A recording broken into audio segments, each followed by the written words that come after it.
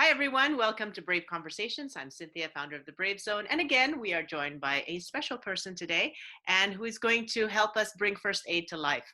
Her name is Louise Worsley. We met in the Business Women's Networking Group. She's one of the hosts of that group. And, it's just her approach to first aid, I think, is important. But more importantly, I want to talk to her about, you know, how important it is for people to be competent to help each other. And, I think we'll have a fun conversation. So Louise, welcome to the show. It's nice having you here. Well, it's very nice to be here. Thank you for inviting me. So tell me a little bit about your background. Tell us a bit about how you got into first aid and a bit about your adventure lifestyle. So I originally started out as a geography teacher in a secondary school. Loved the teaching, hated all the marking, parents' evenings, paperwork, everything that goes with that. So any teachers out there, I empathise with you. And I also loved travelling. And I had these big, long summer holidays where I had no friends to play with because they were all working, and minimal money because, teacher pay is fairly minimal. And I discovered as long as I had a bunch of kids in tow, then I could get paid to go traveling. So I was like, great.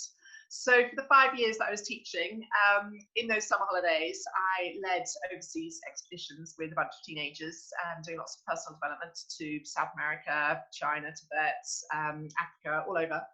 And got to the point where actually I binned the teaching entirely and became an expedition leader for 8 years. So traveling around the world, lots of adult groups, lots of charity groups. All the begging emails you get asking people to sponsor you to, walk the Inca Trail, walk the Great Wall of China, horse ride across the Andes, sail across the Channel. I was lucky to be actually leading those trips, but inevitably loads and loads of first aid incidents happen. People got ill and I had to deal with them. So when it sort of got to the point where I needed to settle down, 13 years ago I started, I thought, well, what am I going to do? If I'm going to stop traveling, I need, something else to do in my life. And I still loved the teaching, still knew how to teach, and now knew lots of first aid and had lots of sort of, practical stories to share. And so that's when Worsley Training was born. And I've been teaching first aid ever since. And is it both adults and children that you teach now? Very much so. My vision, sort of when I set up business, is that everybody in our society, can learn basic skills and knowledge to help in an emergency. But a lot of it is about confidence. So even though you have been on umpteen first aid courses, you've, done CPR on the mannequins a million times, doesn't mean you actually have the confidence to step forward and go and help. And so, and especially sadly now, we are, entering a bit more of a suing culture, and people are, oh, I don't want to get it wrong, and then, I might end up in court. It's like, no, just please, even if all you do is step forward, call 999, get the experts on their way, and just stay with the person, talk to them, give emotional care, keep the area safe, keep other people away. That is still fabulous first aid. Obviously, if they're bleeding or they're not breathing, then it would be great to do a little bit more. But it's that confidence to step forward, which is so key. And this is why, in Brave Conversations, we're here not only to talk about the business, but also to talk about the mission and the purpose that you have behind it. And what strikes me as unique about what you do are two things. First of all, thanks to coronavirus and everything, I feel that the lockdown, we are conditioning ourselves to care more for our neighbors, shop for them, look out for them, ask how are you and actually mean it, things like that.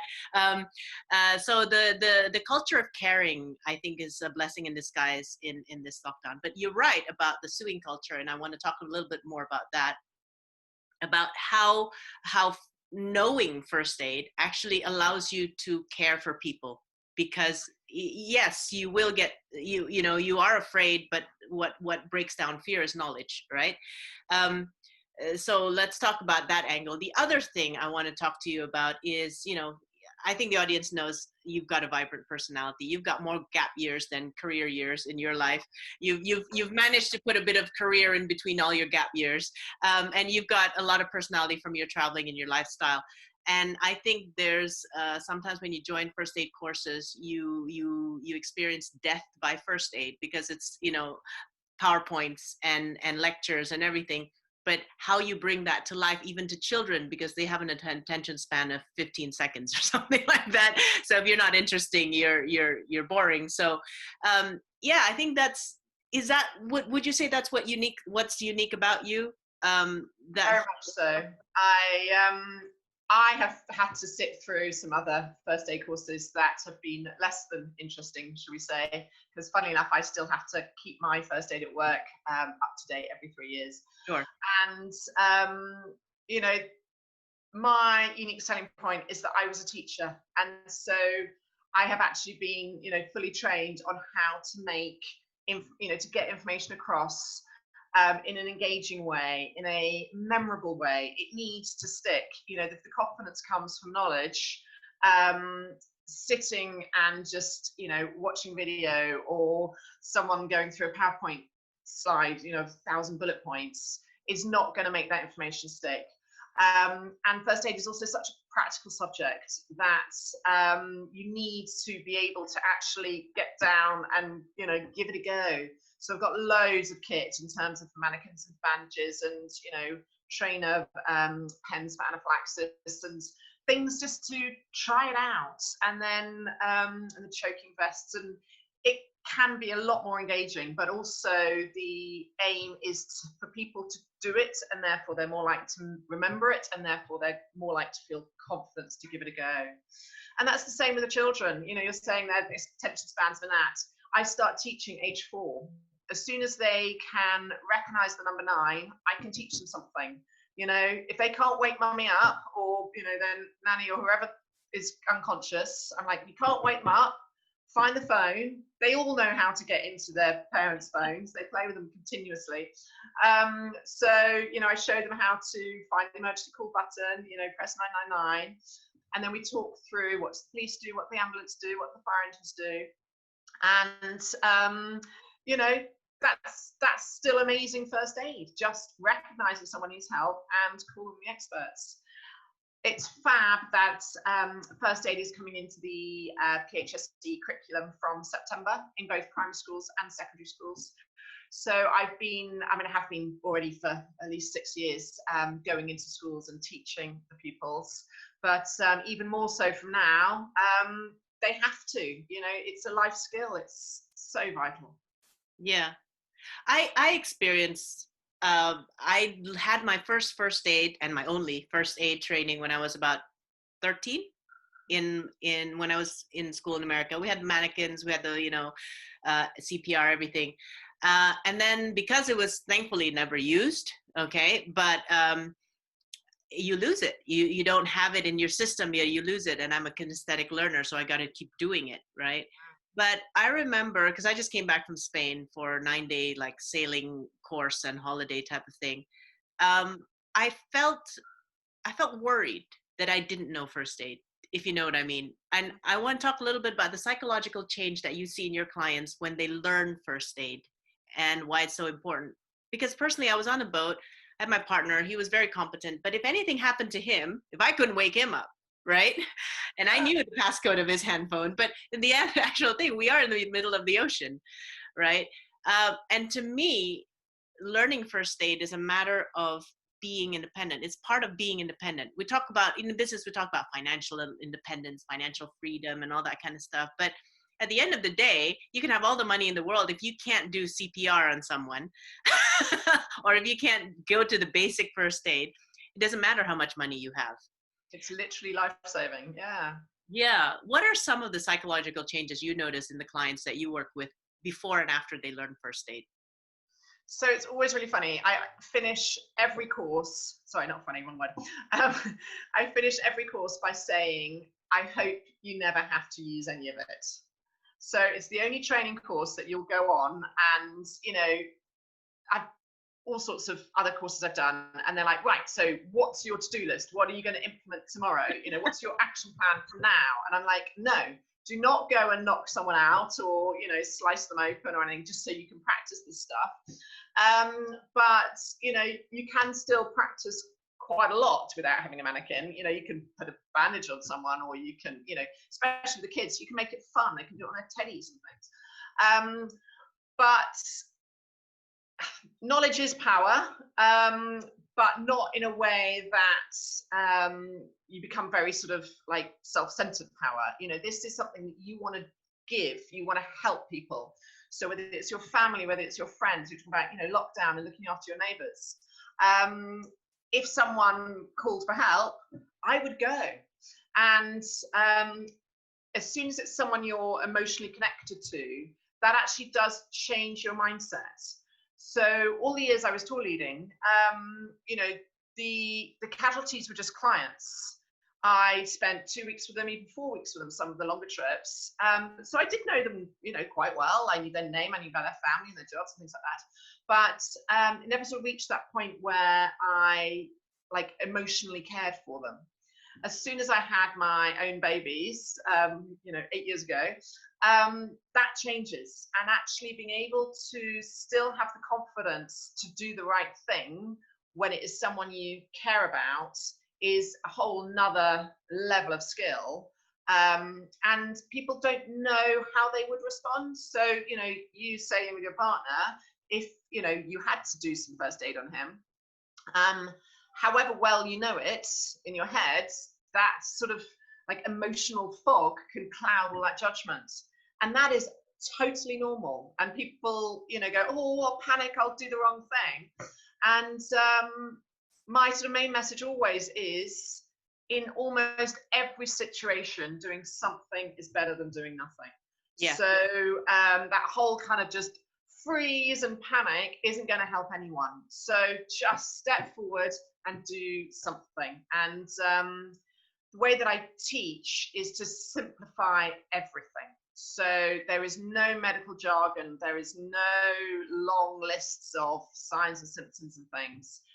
It's purely trying to just get a couple of key learning points from each topic, a couple of simple frameworks to give you somewhere to start.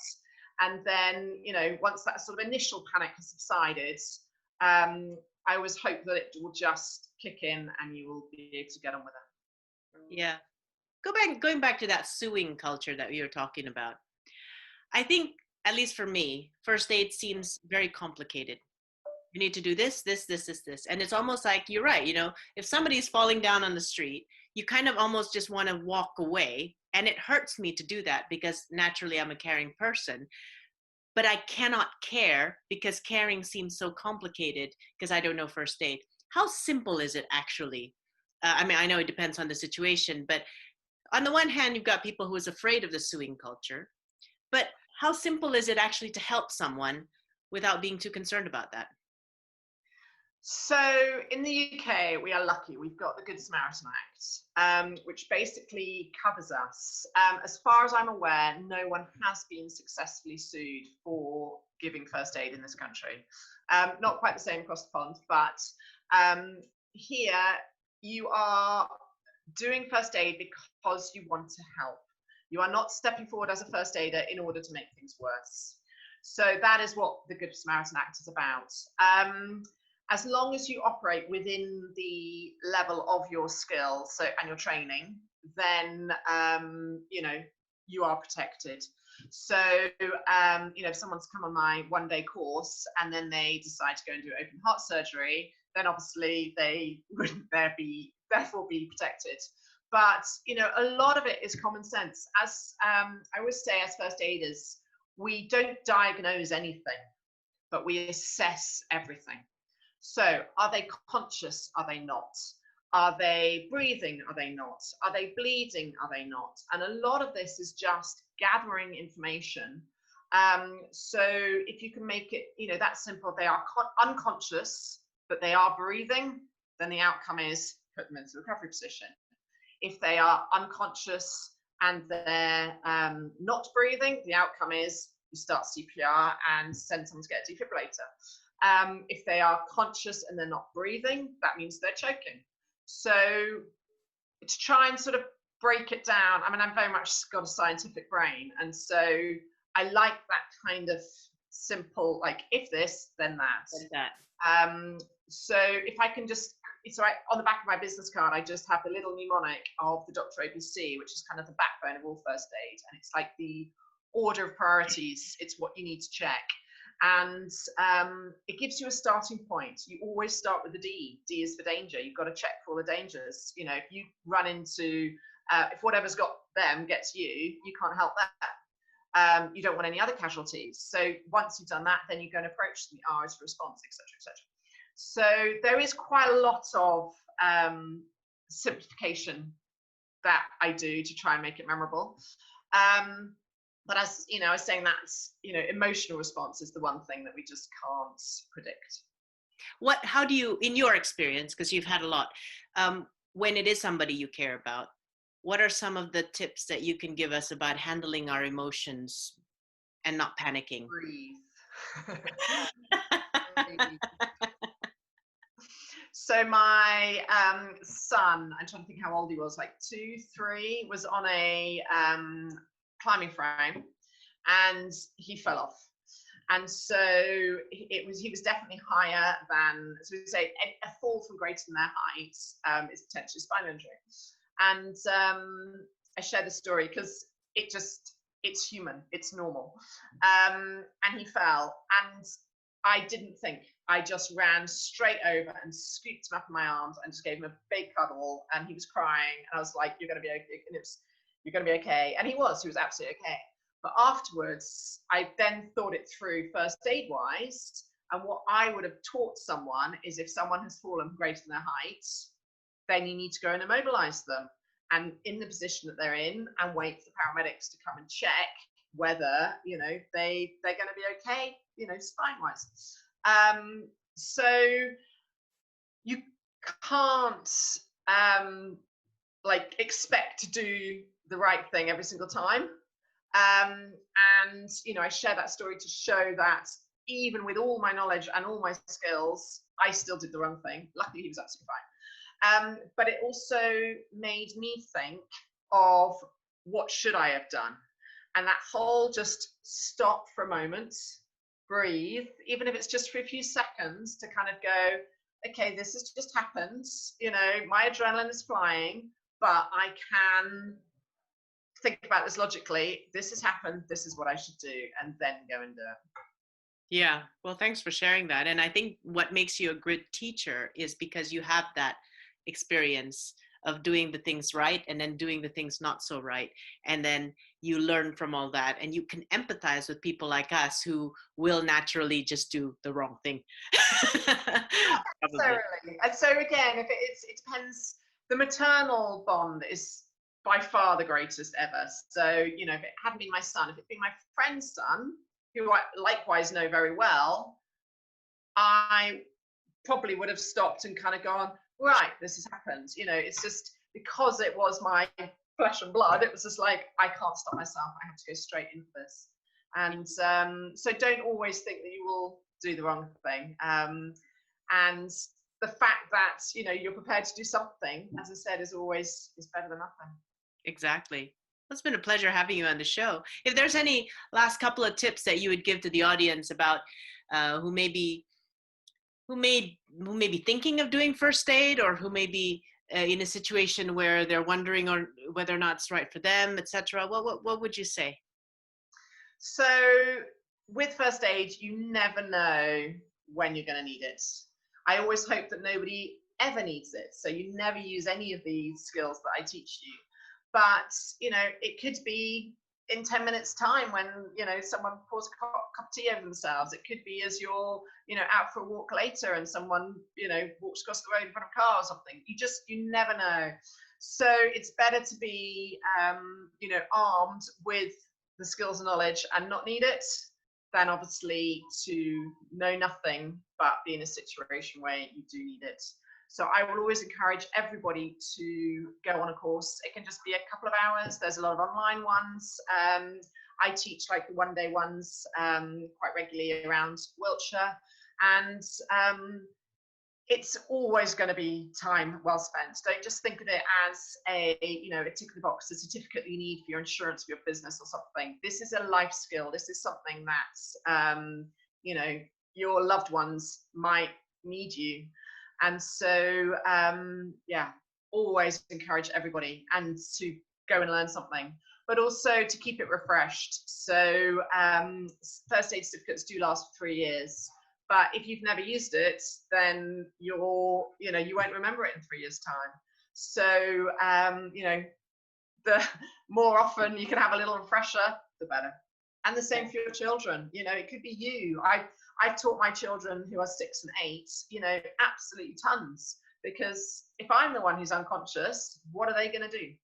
So, yeah, age of 4 upwards, I can teach them something. And never underestimate the ability of children to give first aid, if only just to dial 999, right? Yeah, just like we never underestimate our children's ability to get into our handphones. so including Face ID, I know all of that. But yeah, including all that. When you're unconscious or something, and log in. Yeah. You look the same when you're unconscious and when you are conscious, so that's fine. Thank you, Louise. It's very insightful, and I hope a lot of people get into first aid, even if they have never had a course. The other thing is I love the way, that's on the first aid side. For me, I help self-employed people to market themselves better. And I love your unique selling point, to bring first aid to life instead of death by first aid PowerPoint. So it's really good. And I think it is going to be more memorable to be taught by someone with life experience and obviously a lot of personality. So great to have you on the show. And yeah, hopefully you'll be inspiring more people to be first aid independent. That's always my plan. If every single person in our society, knew some basic first aid, how many lives would be saved each year? Exactly. Put a number on it. It'd be amazing. Exactly. You can also meet up with Louise digitally or personally because you host a business networking. And where is it again? In Devices. In Devices. So the business women in meetups. I host the Devices one. Exactly. Every month you can see me there. Well, it's still virtual at the moment, but hopefully soon we will be back face to face. Well, we've had no traffic trying to meet up, so that's great. Just have to log on. So you can go to Business Women's In organization website and then find the Devices, and Louise will be hosting that group. And there's many more groups for you to join as well. All right. So thank you very much, Louise. Thank you for having me. Okay. And thank you everyone for watching, and we'll see you in the next conversation. Bye-bye.